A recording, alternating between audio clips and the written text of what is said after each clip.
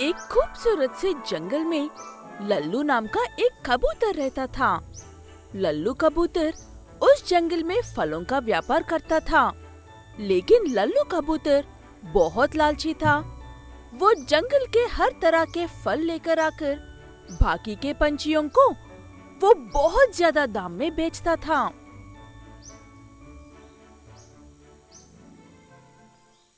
क्या लल्लू चाचा, इतना ज्यादा दाम बता रहे हो? थोड़ा कम करो, मैं 1 किलो ज्यादा ले लूंगी। ये क्या कह रही हो नीतू चिड़िया?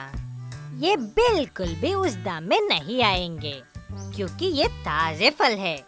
ऐसी ताजे फल तुम्हें पूरे जंगल में कहीं नहीं मिलेगा। ऐसे कहते हुए बड़ी होशियारी से वहाँ के सारे पंछियों को अपने फल बेचता रहता था लल्लू। सच में उसके सारे फल ताजे होते हैं और अच्छे रंग में चमकते हैं, लेकिन असल में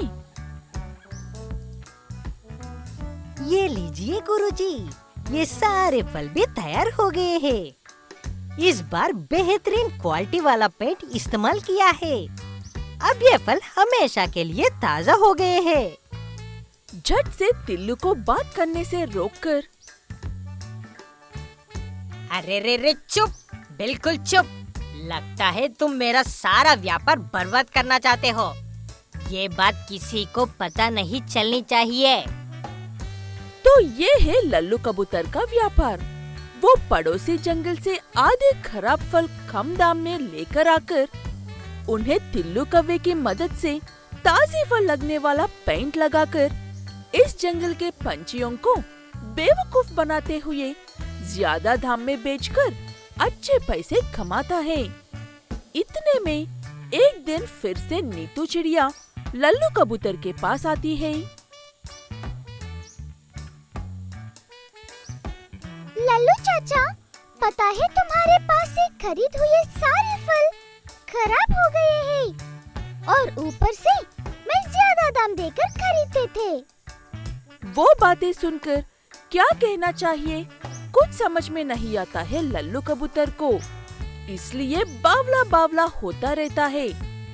उसके साथ तिल्लू कौवा होता है। ये क्या नीतू चिड़िया, तुम और तुम्हारा शक? बाहर धूप देख रही हो कितनी तेज है। ऐसे में फल यूं ही खराब होते हैं। तुमने शायद उन फलों को फ्रिज में नहीं रखा है, इसीलिए खराब हो गए हैं।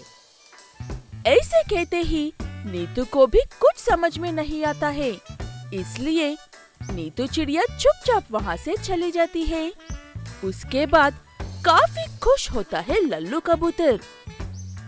तिल्लू कौवे, तुम्हारा दिमाग लाजवाब है। अच्छा जवाब देकर भगा दिया नीतू चिड़िया को, दिल खुश कर दिया। ऐसे उनकी धोखेबाजी की कोई हद नहीं थी और वो आगे बढ़ते जा रहे थे। ये ऐसे है तो एक दिन उस जंगल में एल्वी नाम की तोता उस जंगल में नई नई आती है। ऐसे ही लल्लू कबूतर के पास ताजे फल खरीदने के लिए जाती है। हाँ, आओ आओ तोते, मैंने सुना है कि तुम इस जंगल में नई आई हो। मेरे पास ताजे और स्वादिष्ट फल है, इन्हें खाओ और आनंद लो। ताजे फल दिखने में तो ये ऐसे नहीं लग रही है, और वैसे भी ये इतने ज्यादा क्यों चमक रहे हैं? मैंने ऐसा कहीं पर भी नहीं देखा। असल में एल्वी तोता एक डॉक्टर है और काफी होशियार भी है, इसलिए लल्लू के फल ताजे नहीं है कहकर यूं ही पहचान लेती है।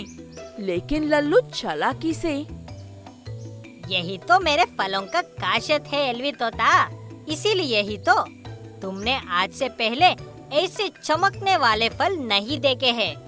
इसीलिए ही मेरे पास दाम भी सबसे ज्यादा ही होता है। एल्वी तोते को शक तो होता है, लेकिन बिना कुछ कहे चुपचाप वहाँ से फल खरीदकर चली जाती है। ऐसे उन फलों को काटकर देखा तो वो सारे खराब थे। उसके बाद से असल में क्या हो रहा है ये जानने की कोशिश करती है एल्वी तोता। देखने में इतने ताजे फल लग रहे हैं, लेकिन काटकर देखने पर सारे खराब हैं। मुझे इन फलों के राज का पता लगाना ही होगा। ऐसे कहते हुए अगले दिन लल्लू कबूतर का पीछा करते हुए जाती है एल्वी तोता।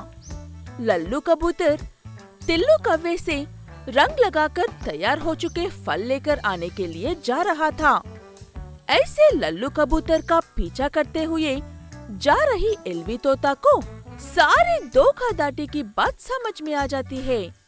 ये लो लल्लू, खराब होने के लिए तैयार सारे फल में रंग लगा दिया है। इन्हें ले जाकर आराम से बेच दो।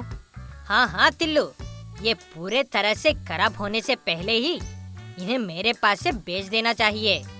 ऐसे कहते हुए वहाँ से जा रहे लल्लू कबूतर को और उस घटिया काम में मदद कर रहे तिल्लू कौवे को एल्वी तोता ले जाकर पुलिस वालों के हवाले कर देती है।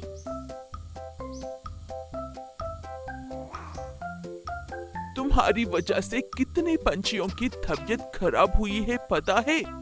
उन सारे पंछियों का इलाज करके ऐसा तुम्हारे फलों की वजह से ही हो रहा है जानकर असल बात जानने के लिए आई थी मैं। मेरा अनुमान गलत नहीं है, ये बात तुम दोनों ने साबित कर दी है। उसके बाद पुलिस पंछी उन दोनों को जेल में डालते हैं। लालच के चक्कर में आकर आखिर में सब कुछ खोकर जेल में बैठना पड़ रहा है। तुम्हारी लालच में मदद करके मैं भी तो जेल में ही बैठता हूँ।